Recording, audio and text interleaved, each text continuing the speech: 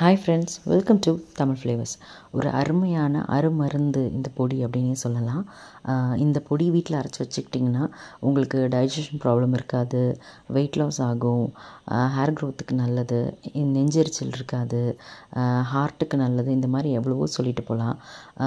Stop இந்த மாதிரி நிறைய பார்த்துட்டோமா, இந்த 3 பொருளை காட்டி ஏகப்பட்ட வீடியோ பார்த்துட்டோமா அப்படின்னு சொல்கிறீங்களா? கண்டிப்பாக இந்த வீடியோ அதுக்காக போடலை. இந்த வெந்தயம், கருஞ்சீரகம், ஓமம் இந்த 3 பொருளை வச்சு நீங்கள் 100க்கு மேலே வீடியோ இன்ஸ்டாகிராம், யூடியூப்பில் பார்த்துருக்கலாம். ஆனால் இதனோட பர்சனல் எக்ஸ்பீரியன்ஸ்னால் நான் இதை போடுறேன். அந்த கதைக்கு அடுத்து வருவோம். ஃபஸ்ட்டு இதோட அளவு சொல்லிடுறேன்.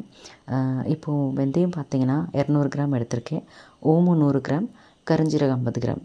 நீங்கள் இந்த அளவுலேயும் எடுத்துக்கலாம். அப்படி இல்லைனா வெந்தயம், ஓமம் சம அளவில் எடுத்துகிட்டு அதில் பாதி கருஞ்சீரகம் எடுத்துக்கலாம்.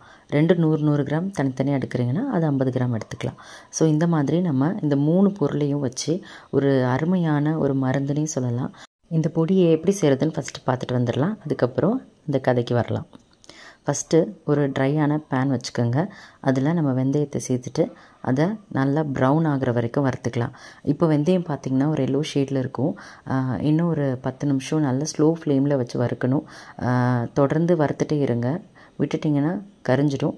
ஸோ இந்த அளவுக்கு ஒரு கோல்டன் ப்ரௌன் கலர் வந்த உடனே வெந்தயம் வந்து நல்லா வறுபட்டிருக்கு, நல்லா வாசனையாகவும் இருக்கும். ஸோ இப்போ இதை நம்ம வேறு ஒரு பாத்திரத்துக்கு மாற்றிடலாம்.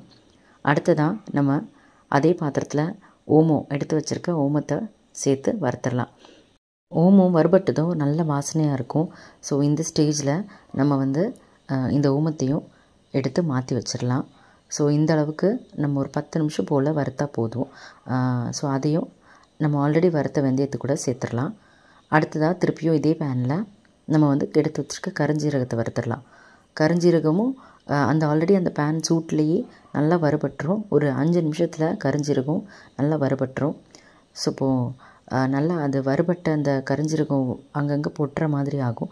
ஸோ இந்த ஸ்டேஜில் நீங்கள் வந்து கருஞ்சீரகத்தை எடுத்து இந்த ஆல்ரெடி வறுத்து வச்சுருக்க இந்த வெந்தயம், ஓமத்தை கூட சேர்த்து நல்லா ஆற வச்சுட்டு இது மிக்சியில் சேர்த்து கொரகொரப்பாகவும் இல்லாமல் நல்லா மையாகவும் இல்லாமல் மிதமான பொடியாக அரைச்சி எடுத்து வச்சுக்கோங்க. இந்த வீடியோ போடுறதுக்கு ஒரு காரணம் இருக்குன்னு சொன்னேன் இல்லையா? அதுக்கு ரீசன் 2 இயர்ஸ்க்கு பிஃபோர் எனக்கு வந்து கேல் பிளாடரில் ஸ்டோன் இருக்குதுன்னு ரிமூவ் பண்ணிட்டாங்க. என்னன்னாலும் நமக்கு பசிக்குமில்ல. ஸோ நம்ம என்ன பண்ணிவிடுவோம், நான்வெஜ் எதையாவது பார்த்தோன்னு நல்லா போட்டு சாப்பிட்ருவோம். அதுக்கப்புறம் நெஞ்செரிச்சலாகவே இருந்துகிட்டு இருந்துச்சு.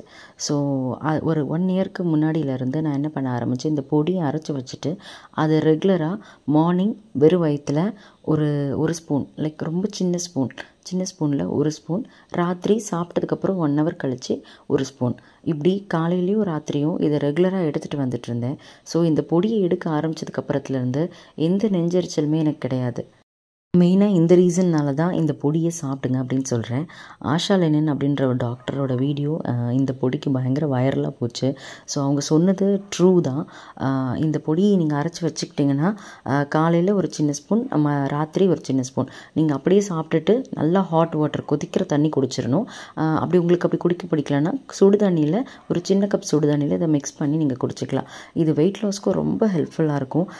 நீங்கள் வந்து இதை ரெகுலராக எடுத்துகிட்டு வந்து ஒரு பேலன்ஸ்ட் மீல் எடுத்தீங்கன்னா நல்லாவே உங்களுக்கு வெயிட் லாஸ் ஆகும். கண்டிப்பாக ட்ரை பண்ணிவிட்டு உங்களோட கமெண்ட்ஸ் எனக்கு ஷேர் பண்ணுங்கள். தேங்க்யூ ஃபார் வாட்சிங்.